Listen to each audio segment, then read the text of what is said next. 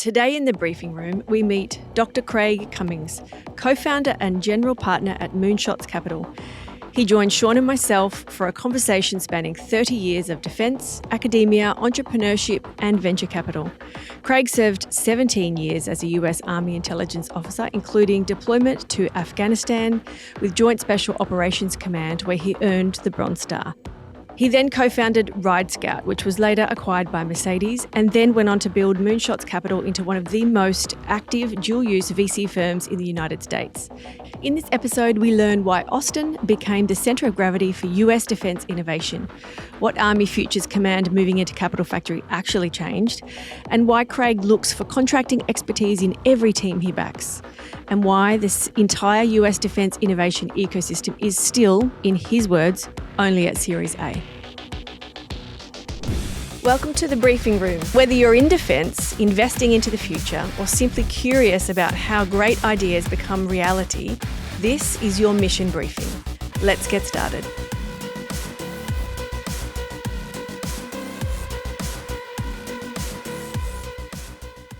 You have been at the very beginning of this wave of defense tech investing. I mean, you and I, we met over 10 years ago there in Capital Factory. But before we got to our meeting, if you wouldn't mind, can you share a little bit how you go from cadet fourth class at West Point to Dr. Craig Cummings to one of the nation's preeminent dual-use venture investors?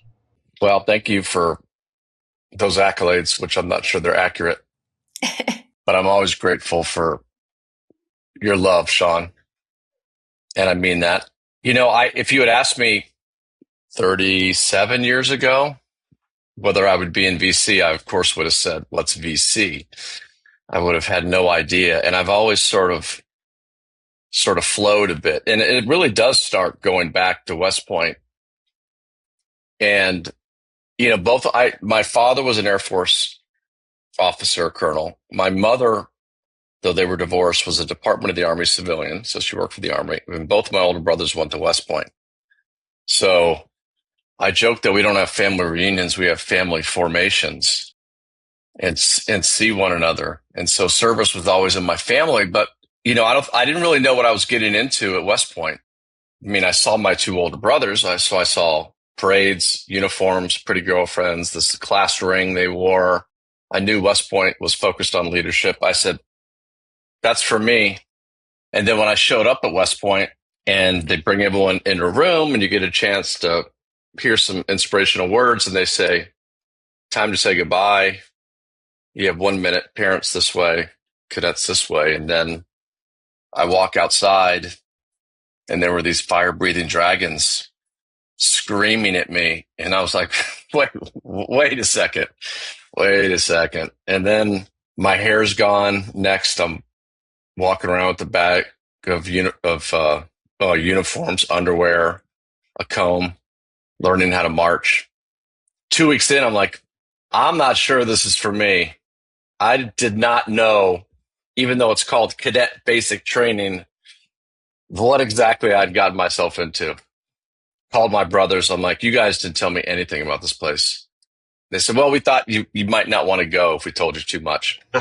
and I'm like, well, if you guys can do it, I can do it. And so persevered and ended up having an incredible 4-year experience from fourth class cadet, as Sean said, to first class cadet. And then even with that miserable first summer, I ended up being the senior cadet for that miserable summer.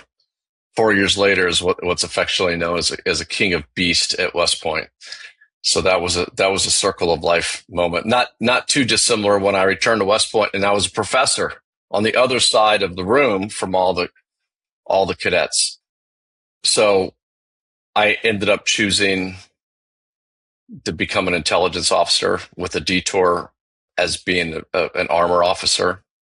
And it turned out to be a really genius decision, which I think my wife of now 33 years, who when I told her I wanted to be a helicopter pilot, she said, why do you want to be a helicopter pilot?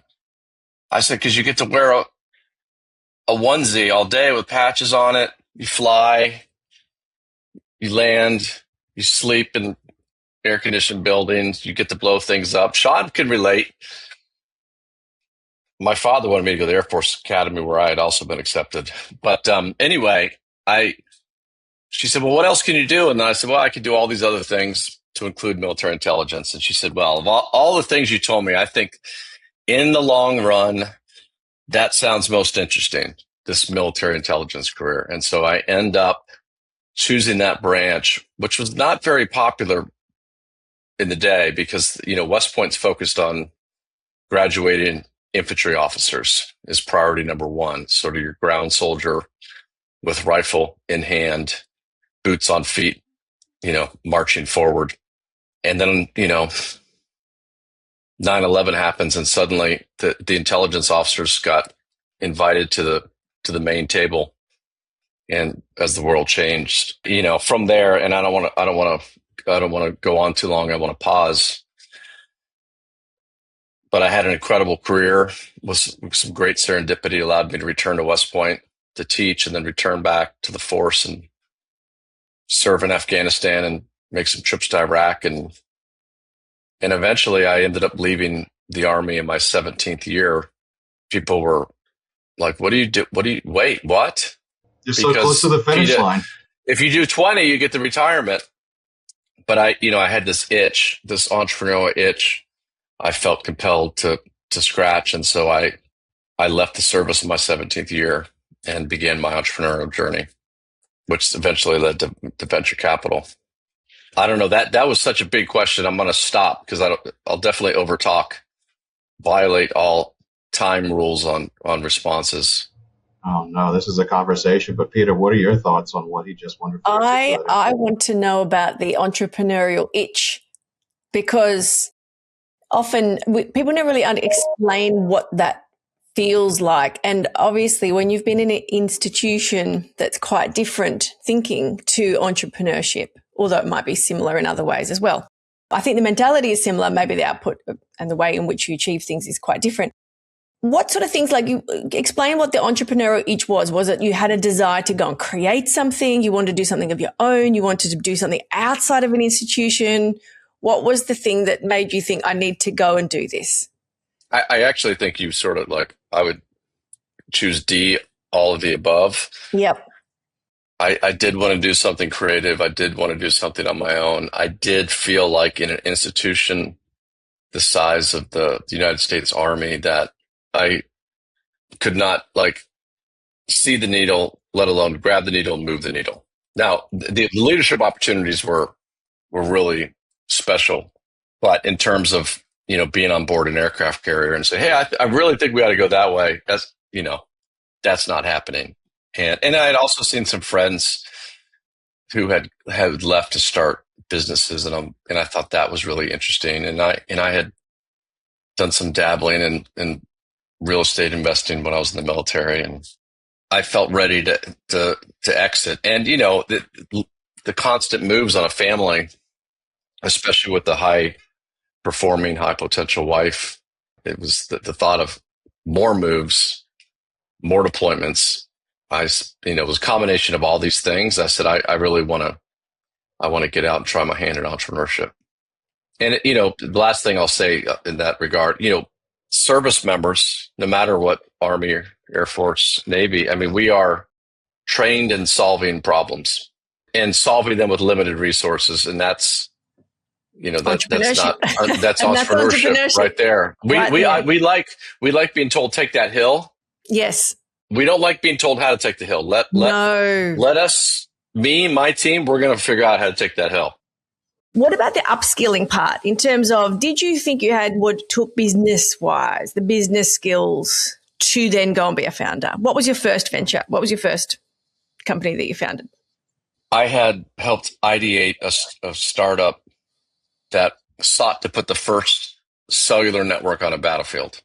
Okay. And that was through a few meetings. And when I left the Army and I was assigned to the Army with duty in the NSA, and I had seen, as we were doing missions in both Iraq and Afghanistan, we did not have the communications capability to send back information very seamlessly. Even though we had iPhones in the United States, the technology still overseas was a push to talk radio, and we weren't able to move data on the battlefield the way we could with a cellular network. So we had the technical skills, especially through my co-founder Sean Lane and through a Jedi CTO Alex Watson.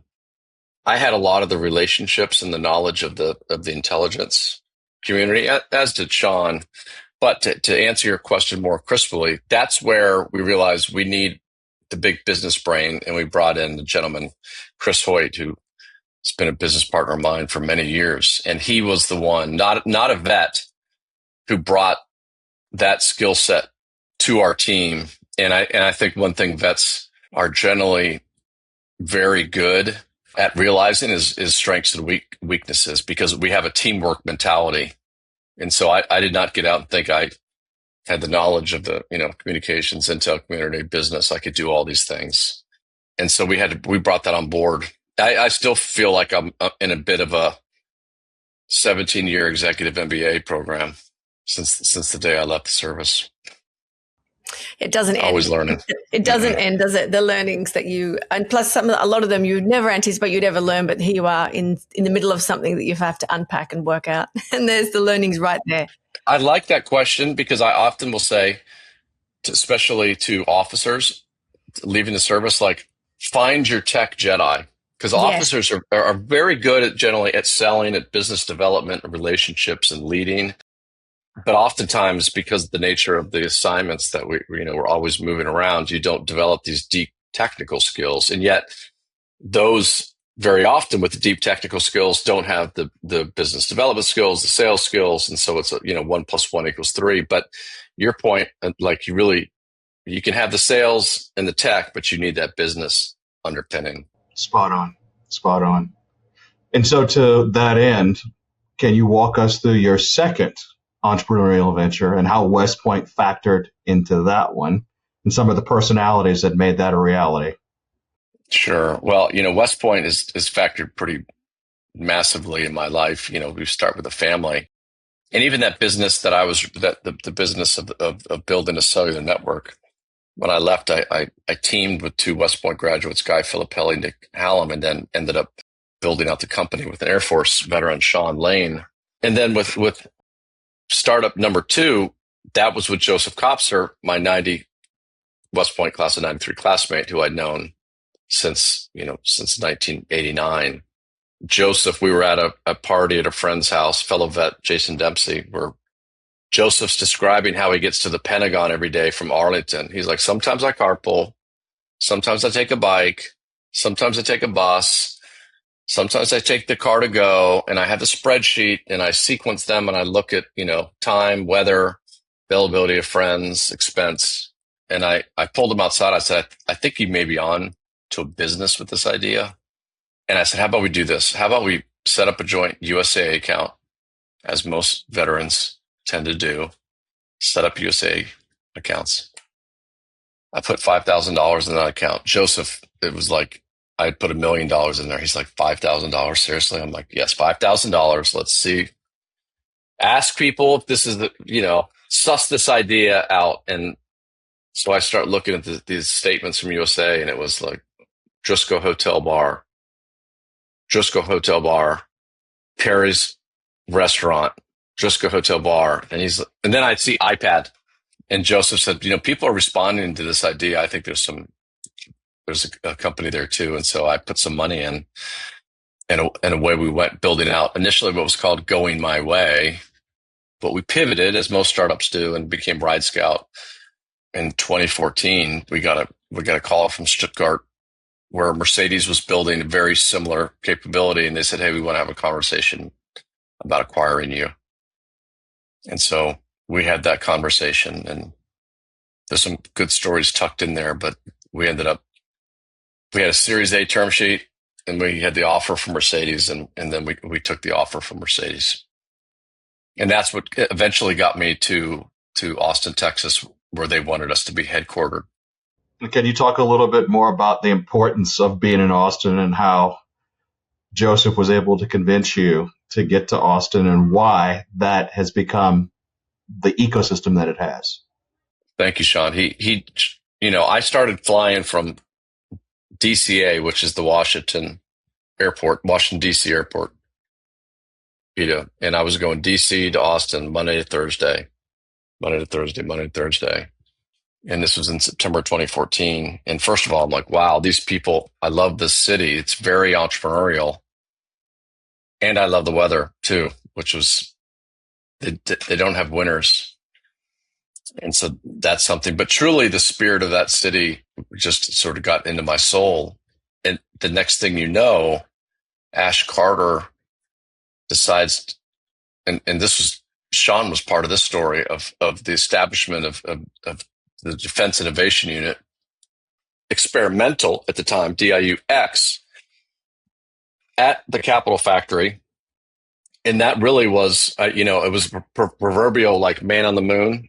That was when that flag went in to the Capitol Factory moon, so to speak, everything started to change there. Josh Baer, who founded Capitol Factory, said, hey, I'm starting to get more people from DC and the Pentagon here, and I don't know what they're saying and with all these acronyms. Can you help me? So this is going back 10 years. He said, would you be my whisperer with respect to the military and veteran community? And so I did. When you said you had visitors from Washington coming in, what were they coming, like, tell me the sort of questions, the conversations, what were they curious about mostly coming and having those conversations, like you're being the sort of almost the tour guide as such and sharing what's needed, where they need to be. I don't know. Share some of those conversations. I think it was the very beginning of the Pentagon and the U.S. government writ large realizing that they need to partner with private capital and, out beyond the government in general. They would come to the Capitol Factory and they would see amazing technology. Like we'd have the Secretary of the Air Force, Heather Wilson, I remember, and she'd say like, wow, we could really use that. And we could really use that. And then we'd have the Secretary of the Army. Like we had all these senior leaders seeing this collision, this potential collision of service member and entrepreneur, and seeing how powerful the teaming could be. And it really, when the snowball started to roll down the hill is when Army Futures Command decided to take over half of a floor inside of Capitol Factory. And that decision that they made, and there was a very thoughtful decision the Army made. They did a whole nationwide tour. They looked at all your major cities, all your major hubs. Eventually came down to Boston, Massachusetts, Raleigh-Durham, and Austin. And what pushed them across the line was the Capitol Factory. And Secretary of the Army, Ryan McCarthy, and then General Eric Wesley, it was when Josh Baer, founder of Capitol Factory, said, be here in the building with us. And DIU now was a proof point of the deal flow. Let's just call it the deal flow. They're seeing the impact that these startups and these technologies could have across the military. They said, this is where we want to be. It still is pretty surreal that you can be on 6th Street one night and the next day you walk into the Capitol Factory, take an elevator up, walk out, and you're at one of the offices of Army Futures Command, which has since been renamed Transformation and Training Command. Yeah. The Secretary of Defense or War could be there at any point in time. Any one of the service secretaries could be there. I didn't mean to cut you off, Craig, but please continue. Well, exactly. And what you're pointing out, Sean, is really unlike any other city in the country. When people came to Austin, they go to Capitol Factory. Like, oh, I want to go see startups. I go to the Capitol Factory. Barack Obama comes to Austin. You want to see technology? He goes to Capitol Factory. I mean, startups, not just technology. We always have great technology companies, but you just go there. And so from a U.S. government perspective, the ROI starts to become very compelling. You have DIU there. Then you add AFWorks there. And so right out of the gate, you're getting the value of that, of the coordination, the collaboration. And then the Army comes. Then you have NGA. We have other intelligence services there as well. And so just by bringing your government organization and co-working with the Capitol Factory environment, it's an immediate return on the spend to put somebody there because it's getting all these other collaborators, and Austin has such a spirit of like unity and collaboration and fun. There's something in the air about Austin that makes people not only excited to be in Austin, but then you're talking about like national security and people are so excited about it. A friend in DC said, if I want to have a meeting with my DC colleagues, I host it in Austin and they'll show up. Spot on. This isn't really where I thought the conversation was going to go, but I'm very glad that it did. In terms of innovation ecosystems, and I want to ask a couple of questions because there's definitely has been a shift in Australia in particular after COVID, and the actual physical spaces really took a hit in membership and tenancies and all that sort of stuff that makes them work financially and makes them financially viable. Not a lot of those innovation hubs. So I've run a large innovation hub in Brisbane, and it was an absolute game changer for every reason you just mentioned. Brought all the people together, gave everybody a place to come, have a conversation, host an event, collide with the right people serendipitously. It wasn't planned. Then there were the planned activities. The governments couldn't get involved. We could have the tours from international guests come over and they can come and see what's being built here. Amazing. But post-COVID, they never really came back in terms of the spaces. And we have a lot of the activity going on, but it's very distributed. And I know that we are seeing this same point in defence right here in Australia, the need for the co-location. We are like the US, we're a massive country with lots of states doing their own things. And like, where is the best place to have this?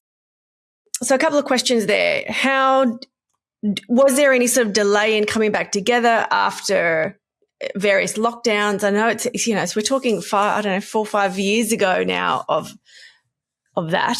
However, the impacts still here are we're still feeling them, and we don't see a lot of the hubs where we have that level of activity and outcomes coming out of those co-located spaces. I think the difference with us, Peta, was South by Southwest.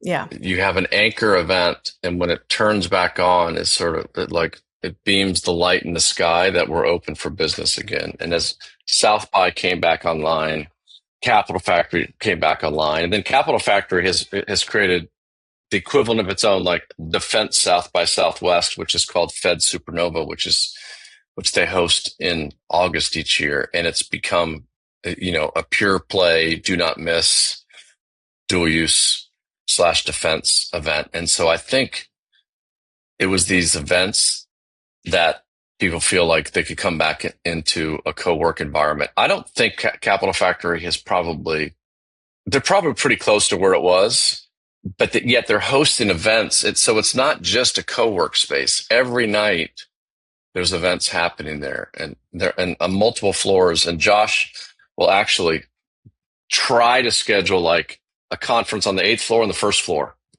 where people say, well, maybe we should space them out. He's like, no, they same need to be time. together. And Yep. now, even if it's like a medical group and a defense Even group better. on the 1st floor, Even better. now it's like, wow, there's all these people here. And so there is a playbook to this, and Yes. it's not easily replicated. The DC has been knocking on Capital Factory's door to say, can we do this in DC? Can we do?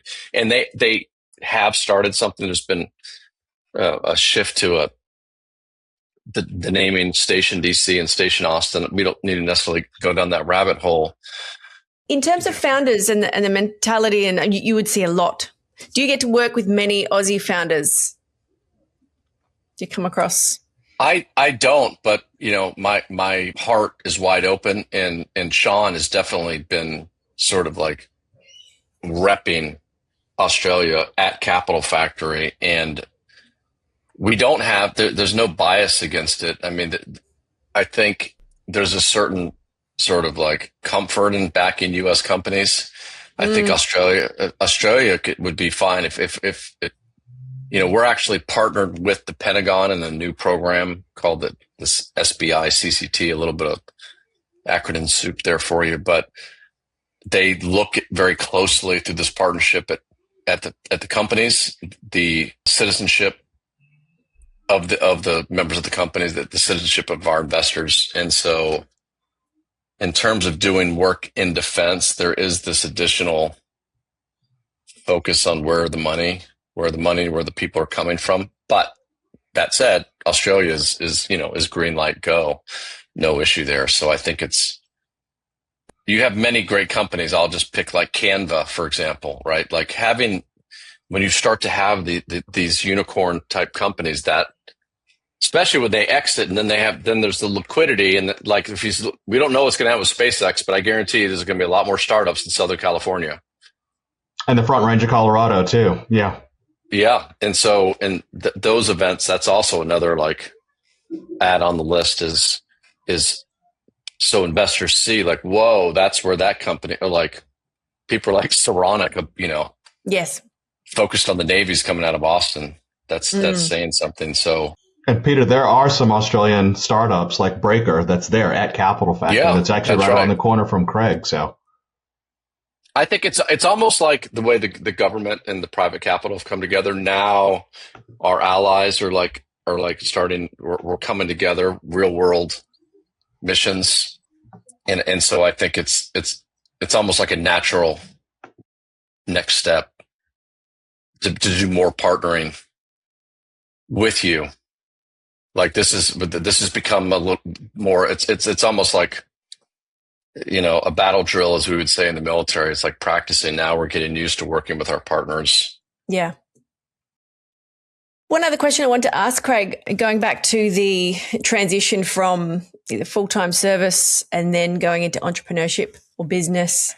We are keen to do a body of work. We're not really sure what it's going to look like, whether it's a program or a collaboration with one of the universities, MBAs, or something. We need more defense personnel who are upskilled in venture or private capital to enter this market for the amount of opportunities that are going to be coming up in the next couple of years. Is there something that, a language or ways we can describe it in terms of either opportunity potential, but also to remind defense personnel or veterans that they have the skills to do business, even if that's not what they think they might be good at, because they've been in an institution doing really different things? Because we know the mentality and the psychology is right. What is the flip that you've found that is good terminology or encouragement to share that people who have served would make amazing founders? We've done a few things in the U.S. military, I think, that have planted seeds in sort of the transitioning veteran mind. Several of the branches, to include the Army Acquisition Corps, which is like our contracting force, they have established fellowships where active duty service members pop out and can go work with the startup, with the VC fund, with Microsoft, with OpenAI. And so we are embedding officers and enlisted too with civilian companies so they can sort of see firsthand how we operate, how we make decisions, and get them excited about what's happening on this side of the fence. Usually there is some sort of obligation that goes along with that. Like, okay, you get 1 year with Moonshots Capital, but you got to do 3 years, back in the Navy, if you do that. So, but those programs have these ripple effects. The Army, not even the Army, the services also have a program called Skill Bridge, which Sean may have described this to you, but service members can spend the last 6 months of service embedded with a private company. Ideally, oftentimes that becomes the on-ramp to a job opportunity once the 6 month ends, but oftentimes it doesn't. And we even say, like, look, we rarely have an opening, but you can join us, see what this work is like.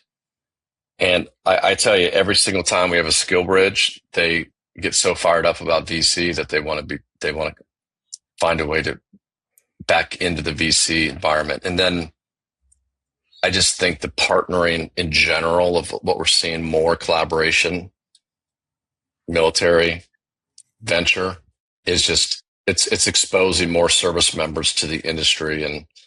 And then we try to evangelize. There's Sean, there's 200 Seans and Craigs out there. trying to encourage veterans to consider entrepreneurship. And then there may have been ways, like I've talked to senior leaders at DARPA, just as one, for example. If you look at an organization like DARPA, which has amazing technology, they've got, I'm just going to say, warehouses full of technology, and the tech needs a team. It needs a CEO. Mm. And so in Craig Fantasyland, where many wonderful things can happen, I've said, you have retiring Air Force officer, Sean Singleton. He comes through the drive-through at DARPA, orders in the window. I'm a former intelligence officer, and if there's any technology that would be impactful to the intelligence community, I would love that to go, please. And then you pull around, and they're like, oh, here's your company. Here's $250,000. And why don't you, veteran, in your wheelhouse, and we have a team that's going to help you. Why don't you take this technology out of the warehouse and see if you can make something of it? Now, we haven't necessarily done that. That's just a for example of how open would DARPA to idea. The feedback. They like the idea. That's not an insignificant effort, but at the same time, there's part of me like it's not that hard either. But you know, one step at a time. But in terms of trying to give you something concrete. Mm. Yeah, DARPA's trying to do the commercialization effort, but it's been a long slog because finding those people to match with the capability to what Craig just articulated is really hard to do. And DARPA really has been a standout. Like I've been so blown away in the best of ways by DARPA. They're looking at, I'm just going to say the warehouse. They find the best technology, say this needs to get out. They try to find somebody. And then when they find somebody, they try to wrap a team around them. Like Capital Factory is actually home of one of the DARPA accelerator. I think there are 5 nodes, and they're one of them. And so what they do is they say, oh, we have this great intelligence capability. Then they look at the ecosystem of executives in the city of Austin and say, hey, Sean, you were in the Air Force Intel. Could you be a mentor to this team? Yeah. And then they pay Sean to mentor the team. Yep. And DARPA will also write checks. Like they invest. They're really, if you haven't spoken with them. No, we have senior leader Shaq is very much waving this flag, and she's so thoughtful and creative. So we've registered. How do we frame what we registered for, Sean, as a partner? Well, actually, what we're talking about the exact same thing. So yes. We've actually signed up, Craig, to do that on behalf of Shaq, and when Diane Gibbons was there, to actually be a commercialization agent from the Australian perspective of things, leaning into Indo-PACOM, leaning into AUKUS Pillar 2. And that's why I was saying it's been really difficult for them because they have this warehouse of both technologies and companies, but that mixing of the two is still a place where they haven't really necessarily found the greatest of traction. So we've gone to things in Southern California. We've gone to the things in the Bay Area. We've gone to things in Austin. We keep asking them, what are those next steps? And so we're more than happy to roll up sleeves and help Shaq, more than happy to roll up sleeves and actually help you because it is going to take this coalition of the willing to make it happen. And it needs to be focused in on solving national security priority problems as opposed to technology maximization. And I think that's the one thing that's been missing from the whole entire equation is that. Very thoughtful. I was about to ask you, Sean, like, all right, your turn. You answer Peta's question. How do we sort of how do we inject veterans and that whole ecosystem with this entrepreneurial cocktail and get them feeling positive and want to pursue it? There's the entrepreneurial piece. Like you started as an entrepreneur, then went to venture. There is also, in the States, you have most of the companies, anybody in starting anything usually has an ex or a veteran on staff or as an advisor. Here, we see some of it, just not enough of it. But we need that deeper level of expertise on team, but also inside venture. We need that level of experience to be making those decisions as well. And the only thing I will come back to, I'm sorry, you go, Clark. Well, sorry, Sean, I was going to say another sort of Craig Fantasyland idea. There's a bunch of them, but we have this wealth of veteran experience in the private sector, just writ large. So do you. People have gone out and been successful who would love nothing more than to mentor a veteran leaving Yes, true. into entrepreneurship or beyond.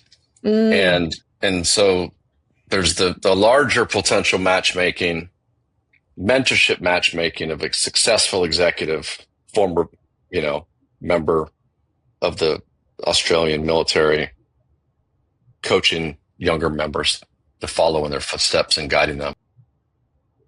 True. Yeah, and the only thing I would just add to that is that here in the States, and I can't talk about it from the Australian perspective, but acquisitions and contracting officers need to be in greater number when they separate from active duty that go into the venture space. There are a ton of operators that have kicked in doors, pickled off bombs, a variety of different places around the world. Yet very few of them understand how they got the Zodiac boat or the plane that they're using to go ahead and drop the bomb. So it would be nice to see even more acquisitions officers, and I think that that's actually where you can actually see greater traction with a lot of these DARPA technologies coming out to the dual-use defense tech space. It's such a great point. I mean, I tell people that you need the contracting expertise. And if it has to be sort of an outsourced, like we're familiar with organizations like Cyber Advisors, which is like an outsourced BD team, or if you can have someone like a former acquisition court on your team, because you're right, service in and of itself does not equal knowledge of the FAR.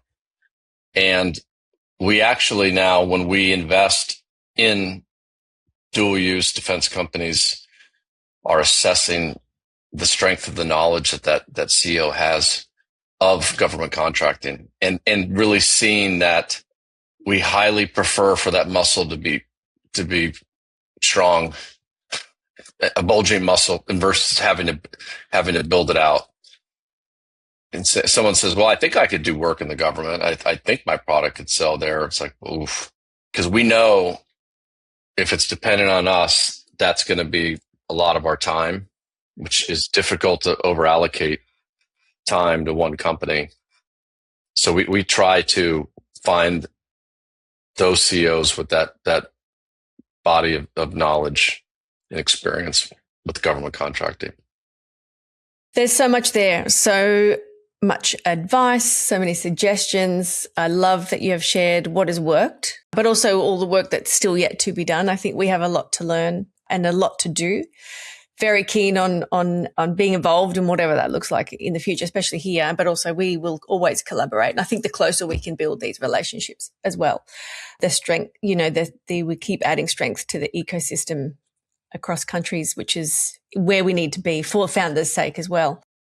But one thing, Peta, sorry to interrupt, but you reminded me, as part of my journey of 10 years at the Capital Factory, when we would have, for example, the 4-star leader of Special Operations Command or a member of the FBI, a senior leader of FBI, I'd say, put one person here in Austin. Make it a duty assignment, okay? Put them here, and then they can reach back to your organization and they can start to see how this ecosystem operates and thrives. Now, whenever you do that in the military, everyone's like, well, I lose a body. I need this body. This pilot belongs right here. Do not try to take this pilot, but this is how we've done it. Like, Army put a team in Capital Factory. DIU put a team in. Special Operations Command put they call a liaison officer, LNO. Boom, NGA. And so sometimes you can, instead of thinking like, whoa, this is a heavy lift, it could be people. We have done this before with corporate innovation. We had a program called the Corporate Outturn Program. Opposed to interns coming into corporates, we took a corporate and put them into the startup hub so they could work with startup teams in a 12-week period. And it was part of a internal professional development program that they had to apply for. It was amazing. We did a lot of the big banks.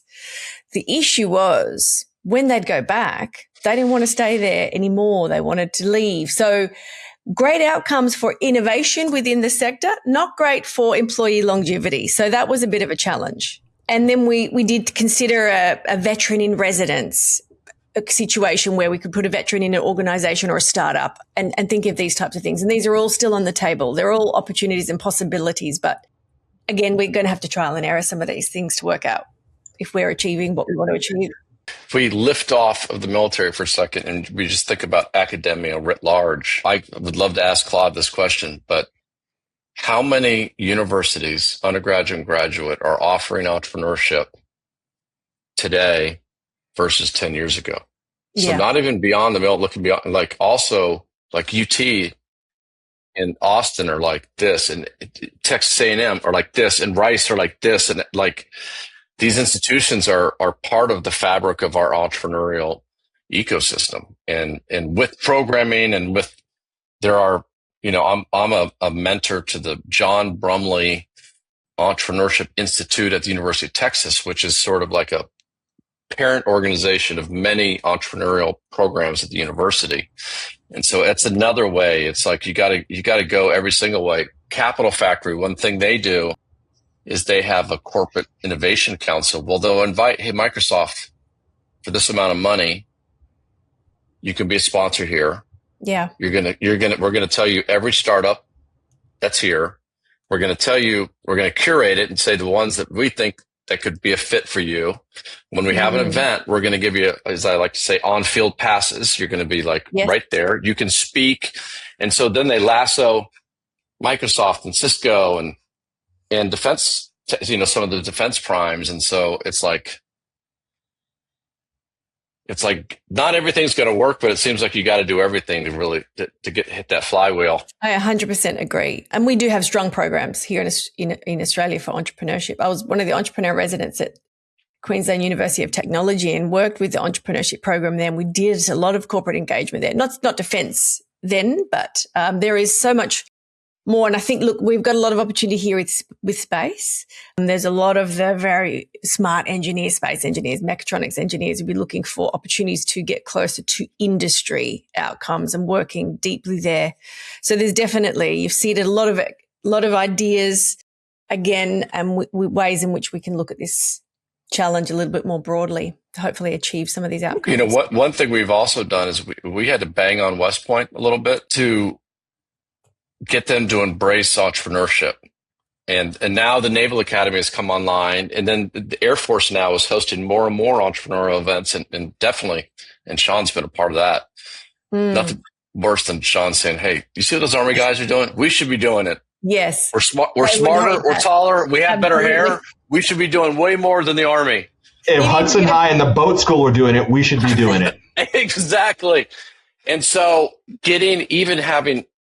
injecting entrepreneurship, which we've done now in a number of ways, like there's an innovation center for entrepreneurship at West Point, but that was a little bit taboo for a while. They're like, no.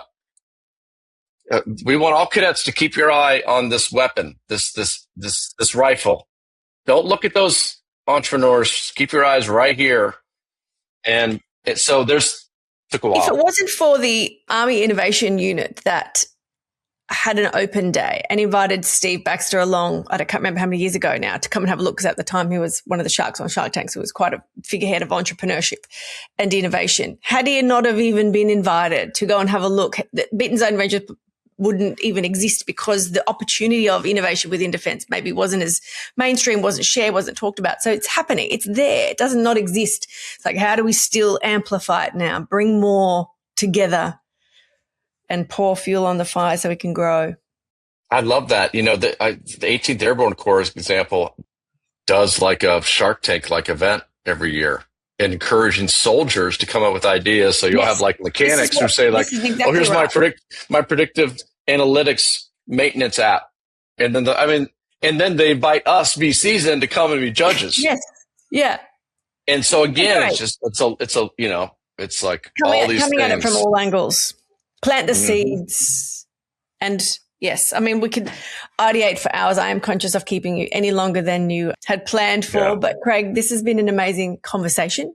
Hopefully I'll catch you in Austin for South by next year. I'll be there. And I'll hopefully join. I'll be somewhere close to Sean at that event. Yep. And Heather Richmond too. Well, the three of us get together quite frequently. So Heather Richmond, who she's a national treasure. I'm Heather for the work that she's doing in the defense community and the way she's reaching over to grip hands with all of you. That's where we can have some barbecue. Very privileged to have Heather on our IC, and she's done a lot of events with us before and been on panels and shared her knowledge. You have to a lot of podcasts you have to speed up because if you want to watch it on, 1.5 speed, with hers, we need to slow it down so that we can consume all of her amazing, because everything that comes out of her mouth is almost double speed. So to absorb it all, we need to slow it down. Exactly. But, it just goes to show the importance of the right human in the right space at the right time. She's got that personality that it just brings people together and gets them. They laugh. They're inspired. They want to work together. And so, yeah, she's special. She is. Thank you so much, Craig. Did you want to say anything else, Sean, wrap us up? No, it's a privilege and an honor to know you over these many years. Looking forward to actually building an even brighter future, both in the States and also in the Commonwealth. So please do keep us in mind whenever you're looking for a collaboration partner. 100%. I do feel like all of this that we've discussed is still a startup. We're still early stages of what we're trying to accomplish here. And I think the United States is probably Series A backed at this point. Yeah. You guys are maybe still raising your seed round, but it's still early here too. And so I think this is a long and important journey that we're on together. Agree. Very well said. Excellent. Thank you so much, both. Craig. Thank you, Sean. I'll wrap it up here. And thank you both. Hopefully, I know that our listeners and viewers will get so much value out of this discussion. Thanks again. Thanks for joining us in the briefing room. I hope you enjoyed this conversation with the people shaping our national security and future capability. If you liked what you heard, please follow the show, share it with a friend, and join us next time for more stories and insights from the front lines of innovation. Until then, stay curious, stay informed, and keep building the future.